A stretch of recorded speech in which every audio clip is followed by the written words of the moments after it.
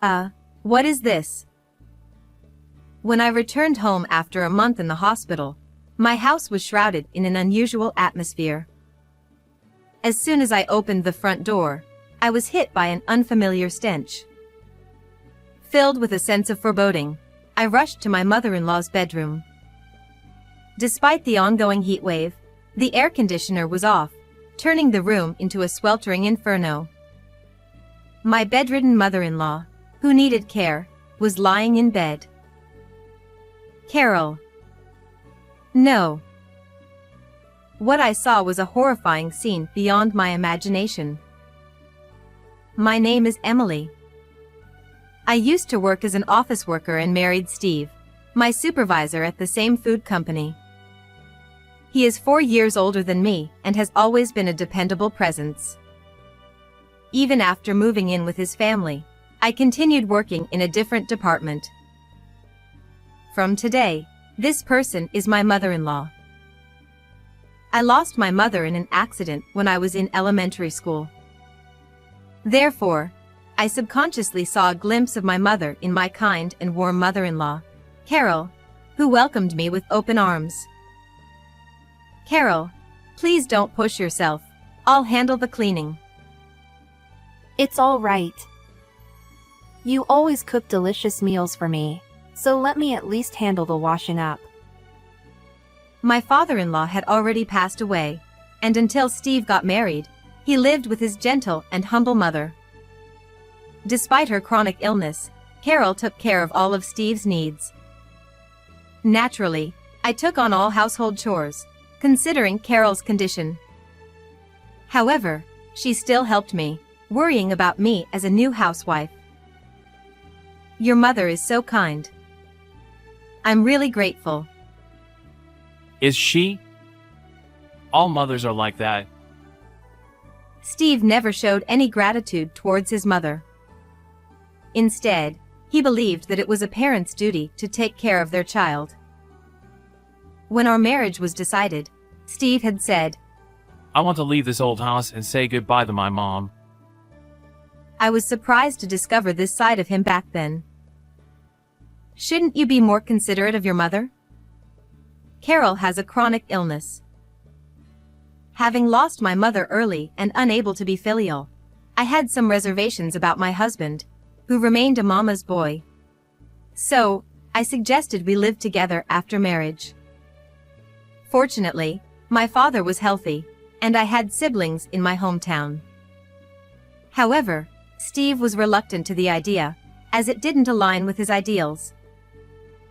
But I persisted. We can't leave Carol alone. She could fall ill at any time.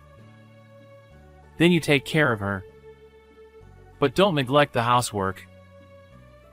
Reluctantly, Steve agreed. A few months after we started living together, Carol's chronic illness progressed, and she became increasingly immobile. Walking became difficult, and she needed constant support. I'm sorry you had to quit your job because of me. You don't even have time to relax. Please don't worry about it. I'm healthy like my father. I have plenty of energy. To fully focus on caring for Carol, I decided to become a full-time housewife. It was a natural choice for me, as I had been like a mother to my younger siblings at home and had no resistance to caring for others. Most importantly, I wanted to help my mother-in-law, who always expressed her gratitude to me. But then, I won't help at all. This was our agreement. my husband brought up our prior conversation when I agreed to take care of his mother alone.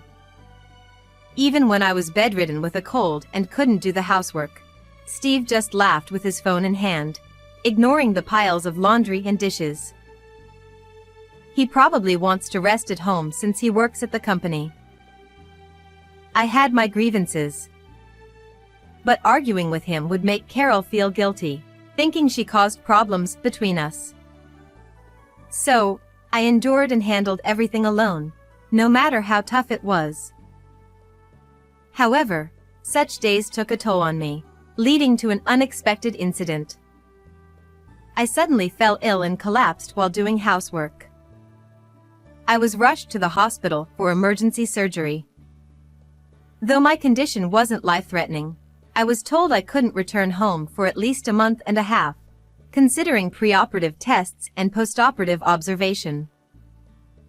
Staying in the hospital for so long is a problem. I have someone who needs care at home. After the doctor explained my condition, my biggest concern was Carol. Being proud of my robust health, I never imagined I'd end up hospitalized.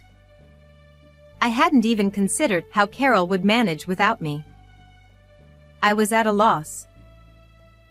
But then, something unexpected happened. Don't worry about Mom. I'll take care of her. What? I couldn't help but let out a strange sound at my husband's words when he visited me that day. What's with that reaction? You're not here, so I have to do it. Though he sounded a bit annoyed and weary, he seemed genuinely concerned about handling things in my absence. My husband, who had never helped with care or housework since our marriage, was now taking the initiative. I had expected him to complain about managing without me. So, I was very surprised by his willingness to step up. There are many people on maternity leave, and the workplace is short-staffed. I won't be able to visit you often, but hang in there. Yeah. Got it. Thanks. With that, Steve left the hospital room after dropping off extra clothes and supplies, saying he still had work to do. In times of trouble, I can always count on you. Thank you, Steve. Though he was brusque, knowing I could trust him with Carol gave me peace of mind. I was hospitalized, fully understanding his busy work schedule. His inability to visit often didn't bother me. With this reassurance, I let my guard down. In hindsight, I should have questioned his intentions then, and the true nature he kept hidden. After that, my surgery was successfully completed. The postoperative recovery went smoothly, and I was able to leave the hospital about 2 weeks earlier than planned. I didn't expect you to recover so quickly. The doctor was surprised by my swift recovery. Excited about being able to return home sooner, I eagerly called my husband. However, no matter how many times I tried, I couldn't reach him. He must be busy with work and taking care of Carol. I decided to stop texting and surprise him by showing up at home unannounced. Steve will probably be so shocked his eyes will pop out. With such carefree thoughts, I spent the last few days of my hospital stay. About a month had passed since my hospitalization. The season had transitioned fully into summer. At that time, I was so happy to be returning to my normal life that I was completely elated. In fact, I didn't even notice that my husband hadn't contacted me once in the few days since I learned I would be discharged. Then, after a long time, I stepped onto my property again. It was noon, and the sun was shining so brightly that it was almost painful. Carol, I'm home. What? As soon as I opened the front door, I sensed something was wrong. A strange, unfamiliar stench filled the air, and a heavy atmosphere hung in the hallway. It was an unusually scorching day, yet the air conditioner wasn't running, making the temperature inside even higher than outside. It was a literal inferno. Huh? A terrible thought crossed my mind, and I rushed to my mother-in-law's bedroom in a panic. No. Carol. Carol, hang in there. But my mother-in-law didn't respond to my calls. The scene I witnessed that day was beyond tragic and has left a lifelong trauma in me. It wasn't until the next night that I finally got in touch with my husband. Steve, Where are you and what are you doing? Things here are really... Suddenly, an image of Carol's smiling face when she was well popped into my mind, and I found myself at a loss for words. But my husband still seemed unaware of the situation. Hey, Emily. I can't hear what you're saying at all. Steve, listen carefully. Actually, Carol. Huh, Mom? Oh, I'm on a trip with her right now. He sounded drunk, slurring his words on the other end of the line. Carol was at home. What are you talking about? And what trip? Oh. No. Business trip. Yeah.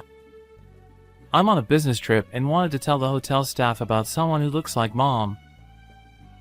He suddenly sounded flustered and continued with a stream of incoherent explanations. Of course, none of it made sense to me. Explain it so I can understand. I was getting frustrated and my tone became harsh. Calm down. Aren't you in the hospital? You shouldn't be making a fuss there. Mom's fine. Bye. With that, he abruptly hung up. He still seemed to think I was in the hospital.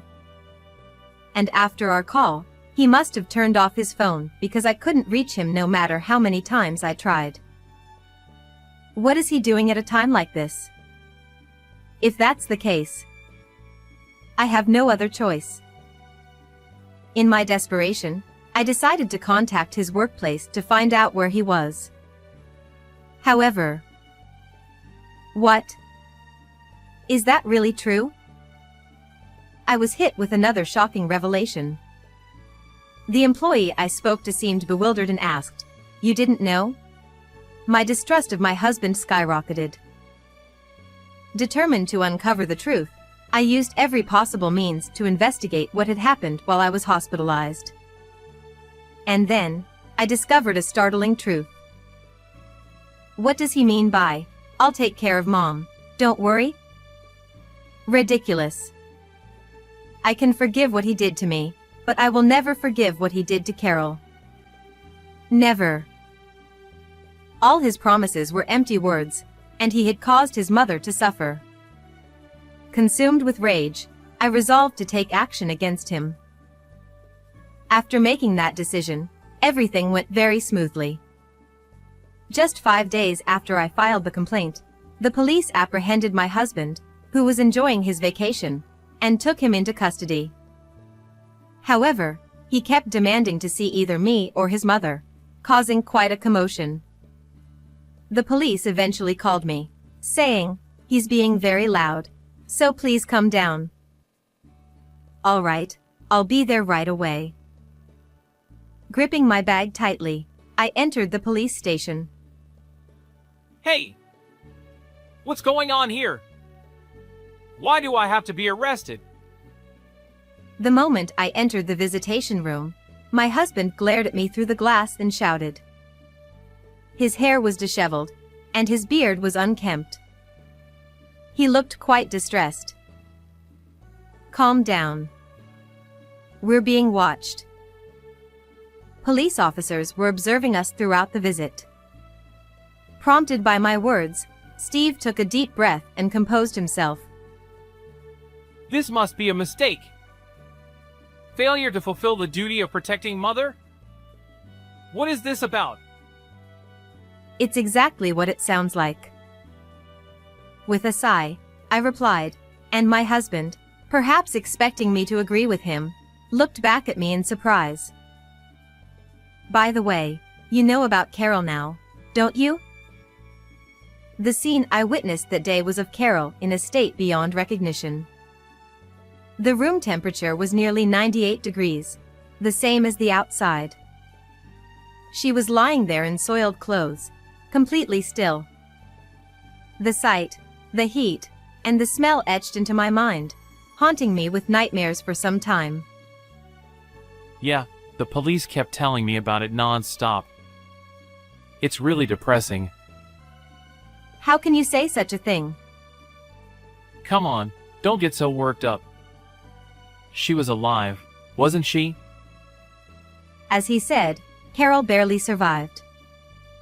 When she was found, she was severely weakened, her body emaciated like a skeleton, barely clinging to life. When the paramedics and doctors transported her, they sternly told me, if we had been a few minutes later, it would have been too late, and what was the caregiver doing? It was clear she was in a dire state. Carol suffered alone for a long time. That's not my problem. Besides, I had arranged for a helper. Only once a week, right? Carol needed assistance for everything, including going to the bathroom and changing clothes. And you call that fulfilling your responsibility? That's right. He responded firmly without hesitation. For a moment, I felt like I was talking to an alien. When you were taken by the police, didn't you realize you had done something wrong? No, not at all. By the way, who reported our family matters to the police? It wasn't you, was it, Emily?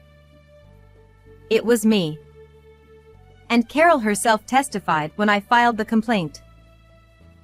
After receiving treatment in the hospital, she recovered well and was able to speak 2 days later. You, leaving everything to the caregiver and not coming home even once. Carol shared that with me. It seems my husband only took care of his mother on the first day when he brought me my change of clothes. He told her he was going on a business trip and left the next day. As a result, she had to spend all her time alone except for the caregiver's visits. She managed to move around somehow, but eventually, she couldn't get out of bed at all. Even in that state, Carol was considerate of you, saying, "It's not his fault. He said he was on a business trip." Exactly! I was working! What? Are you saying I should skip work? Interesting. Taking paid leave to go to a resort inn with a young woman is considered a business trip at that company. I never knew that despite working there since I graduated. As I delivered this in one breath, my husband looked at me with surprise again. How did you? You thought I wouldn't know? You really underestimated me. It happened when I wanted to contact my husband and called his workplace. The employee who answered the phone told me, "Steve has taken a substantial leave for about a month." I was completely unaware of any paid leave, so I was shocked and, at the same time, deeply mistrustful of my husband for keeping such an important matter a secret from his family. So, I hired a detective to track Steve's whereabouts based on the information I received from his workplace and to investigate his actions since I was hospitalized. It was soon revealed that, right after I was admitted to the hospital, my husband had applied for all his accumulated leave at once. He probably thought it would be unbearable if Carol passed away while he was away. I also discovered that he had hired a caregiver for her. If I hadn't been discharged early, Carol might not have survived. I snarled at my husband, glaring at him, but to my surprise, he showed a look of exasperation. That's why I spent a fortune to hire a helper in case something happened. I'm not the bad guy here. Indeed, I had heard from Carol that the caregiver who came to her was doing a thorough job.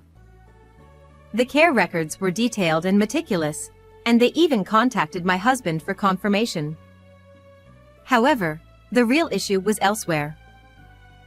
"Steve, I heard that you ignored all the caregiver's suggestions?" It seemed that weekly visits were far from enough given Carol's condition.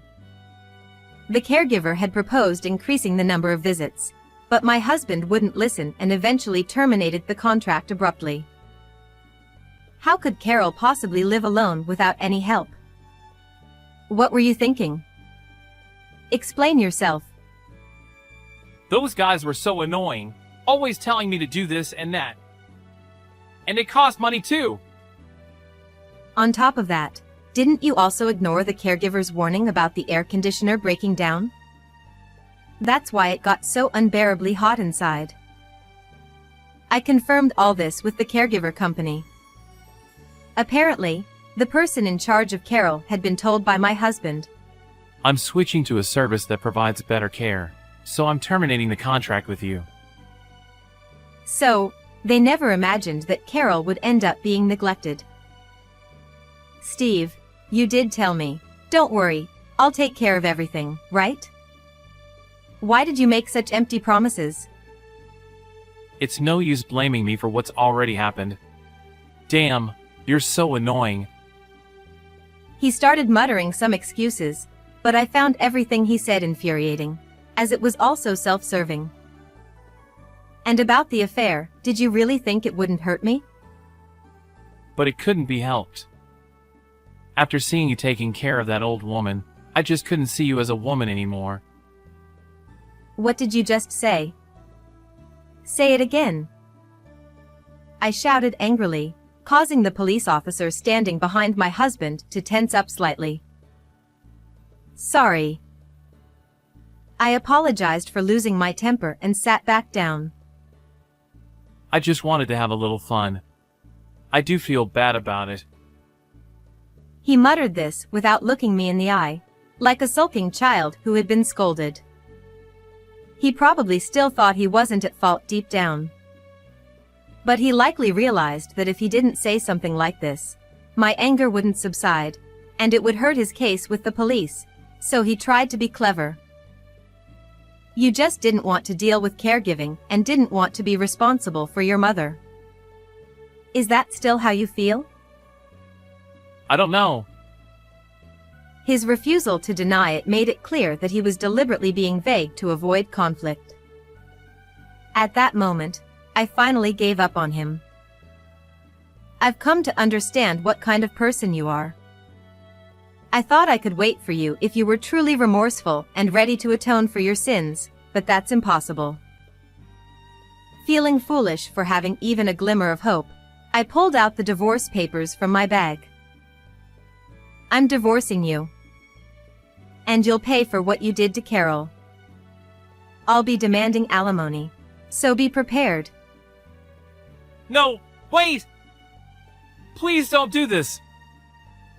Why are you saying this now, after everything that's happened? I couldn't understand why he was resisting when the situation was so clear-cut. I sighed deeply, utterly baffled. Steve begged. I just wanted to have a little fun. Emily, you're the only one I love. Please believe me. I can't stand the sight of you anymore. Don't you get it? If you leave, who's going to take care of my mother? After all is said and done, aren't you just going to abandon her too? Bringing up his mother at such a desperate moment, his rotten nature made me sick. Carol has decided to sell the house and move somewhere else. What? Where is she going? I don't know. She told me to tell you, I won't be in your way anymore, so feel free to enjoy yourself. Isn't that great? Having delivered the message Carol had asked me to convey, I began to gather my things. Thank you for your time. This meeting is over. Steve called out. Wait! There's a trial coming up.